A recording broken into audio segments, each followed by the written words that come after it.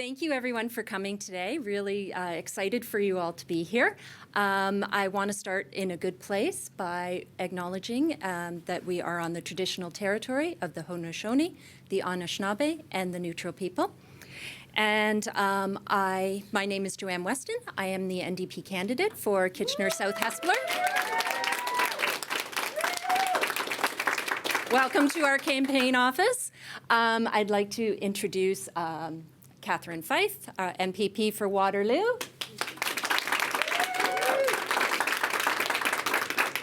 My fellow candidates, Marjorie Knight in Cambridge, and Karen Meisner from Kitchener-Conestoga.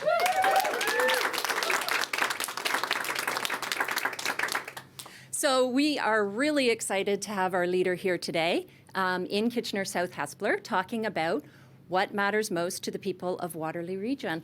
So as a trustee for many years, I have been working hard to make sure that the children and youth in our community are supported both academically and their well-being. And this means support in the community when they need it also. So unfortunately, we've come up against years of ongoing legacy of governments that have the wrong priorities. And now is the time that we need to be investing in our future, building the foundation for our future leaders, like these two guys and this one back here. Woo! And investing in what matters most. So now, more than ever, we need a leader that listens, that cares, and that is going to make things better for our community. So, without further ado, Andrea's priorities are my priorities, and they're all of yours. And in 30 days, I would like to introduce you to our next Premier of Ontario, Andrea Horwath.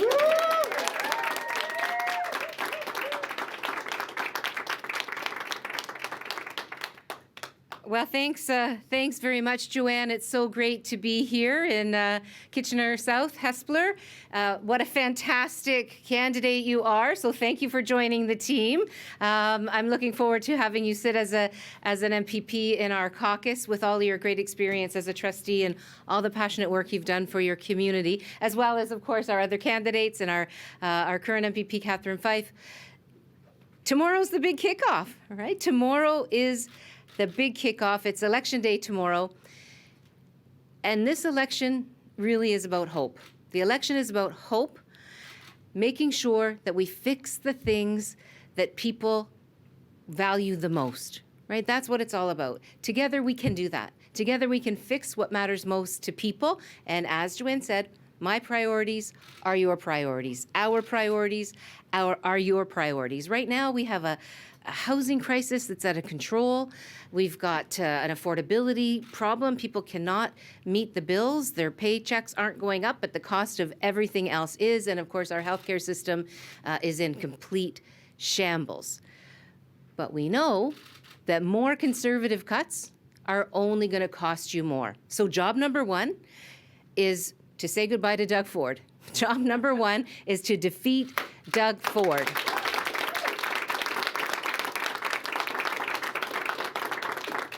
Doug Ford's conservative cuts have really hurt people. As I said, we have surgeries that are backlogged for years. We've got a healthcare system that's in crisis. Our hospitals have people waiting in the ERs for hours and hours and hours on end. Our home care system barely even exists. People can't get the home care they need and want, and our long-term care system is broken. I mean, let's face it, it is broken. And at the same time, people can't find a place to live. They can't afford a home. They can't afford their rent. Things really are tough for folks. Everyday life is getting harder for everyday families. But we have a plan. We have a plan that prioritizes the things that matter most. I'm going to talk about that a little bit. First and foremost, we are going to bring universal mental health care to Ontario.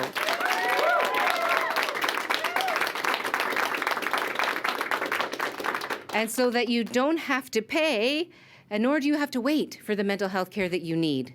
We're going to fix long-term care and home care, get the profits out, and put the care back in.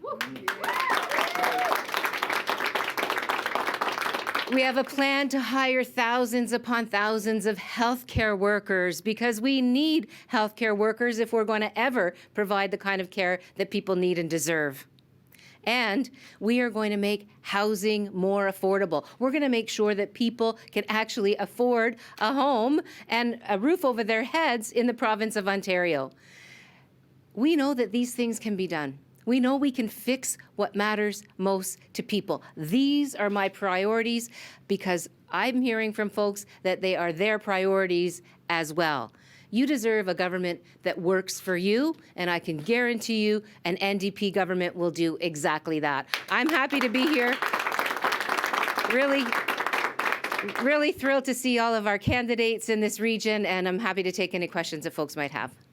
So if folks have any questions, we'll just ask you to step over to the mic, just to the right over here, near the audio equipment. We have Robert Kavinga from Rogers TV. Please Hi, go Robert. ahead. Hi, thank you for taking my questions, Ms. Horwath. You mentioned that universal mental health care. It is Canadian Mental Health Week. It is. Can you expand more on the NDP plan? Is there going to be any limitations to that plan? And what kind of coverage are we kind of looking at? Well, we're looking at universal access to mental health care. People know that mental health care is as painful as physical. Mental health problems or concerns are just as devastating as physical health concerns. And so our plan does a number of things. It provides more therapies, access to therapy, access to counseling. It provides an opportunity to ensure that we have more availability of service, because that's a big issue now as well. In some cases, you have to pay with your credit card for your mental health services. In other situations, you're waiting. In some cases, years. I mean, some kids are waiting 18 months to 2 years to see a therapist. That should never happen in the province of Ontario. So our plan does a number of things. Yes, it's universal access, so you don't have to pay. Pay with your OHIP card, not your credit card. Also, it's making sure that people who currently have the capacity to start providing those kinds of services are provided the educational upgrades for free, so at the cost of the government, to make sure that we are expanding the capacity for access, as well as making sure that psychotherapists and psychiatrists and folks like that know that we're actually building a mental health system, which will then increase the opportunities to have more people study in those fields.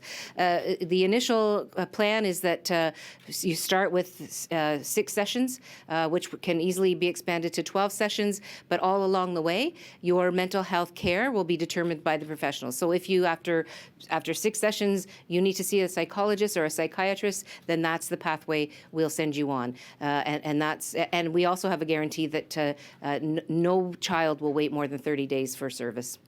Thank you. Now, the COVID-19 pandemic really impacted the financial stability of this province. How will the NDP make sure that this is sustainable financially for the province, as we can see right now? That's a great question. So just the mental health care or our entire plan? Well, just how OHIP will cover the additional weight of mental health on top of the already strained healthcare system. Well, what we know for sure is that people are already falling through the cracks. They're not getting access to the care they need. They're ending up in emergency wards, and they'll go to emerge, and maybe within 24 hours, maybe within 48 hours, they're sent back out onto the street without any services. No fault of the hospital, but the hospitals don't have the capacity to provide that kind of service, that kind of level of service. So in fact, by providing the services people need, you take the pressure off of the emergency wards. We also know that when people don't get the mental health care that they need, sometimes that leads to self-medication. So we know we have a crisis when it comes to addictions in our province. If we can provide people with the supports and the therapies they need to prevent them from or to have them avoid those kinds of self-harming activities, then that will also take a burden off of our social services system, for example. So we really do believe, and in fact, I think it's pretty clear. And by the way, universal mental health care is provided in other jurisdictions around the world, and so we know that it works, and we know that it reduces cost pressures on other parts of the healthcare and social services system. And that's why we're headed in this direction. Not only because it's the right thing to do for people, not only because people deserve that kind of care without having to shell out of their pockets, but also because it actually helps us with other problems in our healthcare and social services system. Great, thank you. Thank you. Okay, if there are no further questions in the room, I'll turn it back to you, Andrea, for any closing remarks. Okay, thanks very much, Michelle.